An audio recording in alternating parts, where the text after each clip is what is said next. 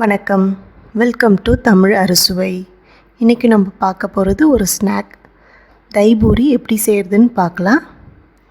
இதுக்கு தேவையான பொருட்கள்லாம் இங்கே கொடுத்துருக்கேன், டிஸ்கிரிப்ஷன் பாக்ஸ்லேயும் இருக்குது.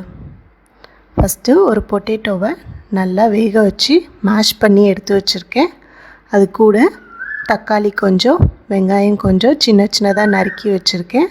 அதையும் இது கூட சேர்த்துக்கிறேன். இதை இப்போ நல்லா கலந்து விட்டுக்கோங்க. இது கூட ஒரு அரை டீஸ்பூன் அளவுக்கு சீரகத்தூள் வச்சுருக்கேன். அது கூட ஒரு அரை டீஸ்பூன் அளவுக்கு சாட் மசாலா. இந்த மசாலாலாம் நீங்கள் டேஸ்ட் பண்ணிவிட்டு உங்களுக்கு பத்தலைன்னா இன்னும் கூட கொஞ்சம் ஆட் பண்ணிக்கலாம். இதில் நான் சின்ன சின்னதாக நறுக்கி வச்சுருக்க கொத்தமல்லி இலையும் ஆட் பண்ணிக்கிறேன். இப்போது இதுக்கு தேவையான அளவுக்கு உப்பு சேர்த்துக்கோங்க. இதை நல்லா கலந்து விட்டுக்கோங்க. இப்போ நம்ம ஸ்டஃபிங் ரெடி ஆயிடுச்சு.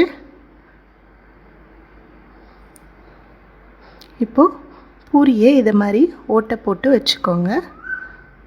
உங்களுக்கு எத்தனை பூரி வேணுமோ எடுத்து வச்சுக்கோங்க. இதுக்குள்ள இப்போ நம்ம ஸ்டஃபிங் வைக்க போகிறோம்.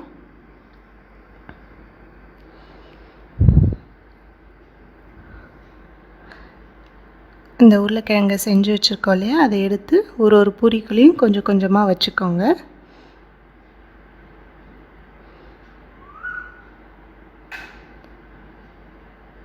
இதை மாதிரி வச்சுக்கோங்க. எல்லா பூரியிலையும் வச்சுக்கோங்க.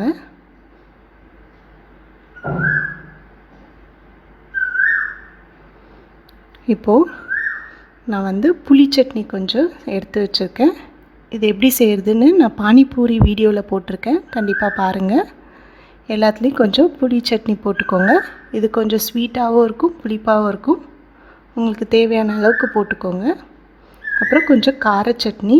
இந்த சட்னி ரொம்ப காரமாக இருக்கும், அதனால் கொஞ்சம் கொஞ்சமாக ஆட் பண்ணிக்கோங்க. நீங்கள் காரம் சாப்பிட்றாங்கன்னா உங்களுக்கு ஏற்ற மாதிரி போட்டுக்கோங்க.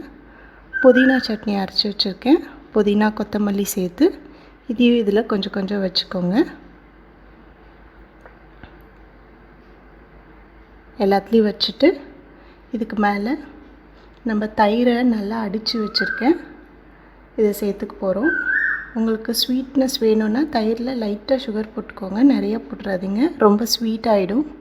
ஸோ லைட்டாக சுகர் போட்டு அடிச்சுக்கோங்க. வேணான்னா விட்டுருங்க, வெறும் தயிர் மட்டும் சேர்த்துக்கலாம் அடித்து. எல்லா பூரியிலையும் தயிர் சேர்த்துட்டு இது மேலே கொஞ்சம் கொஞ்சம் சீரகத்தூள் சேர்த்துக்கோங்க. உங்களுக்கு வேணுன்னா கொஞ்சம் சாட் மசாலா கூட சேர்த்துக்கலாம். இது மேலே நான் கொஞ்சம் பூந்தி வச்சுருக்கேன், அதையும் சேர்த்துக்கிறேன். அதுக்கு பதிலாக ஓம் பொடி இருந்தால் கூட சேர்த்துக்கலாம் நீங்கள். நான் இது க்ரன்ச்சினஸ்க்காக கொஞ்சம் பூந்தி சேர்த்துட்டேன். அது மேலே கொஞ்சம் கொத்தமல்லி இலையும் சேர்த்துருக்கேன். அவ்வளோதான், நம்ம தஹி பூரி இப்போ ரெடி ஆயிடுச்சு. குழந்தைங்களுக்கெல்லாம் ரொம்ப பிடிக்கும், கண்டிப்பாக செஞ்சு பாருங்கள். எங்கள் சேனலை சப்ஸ்கிரைப் பண்ணுங்கள். நன்றி, வணக்கம்.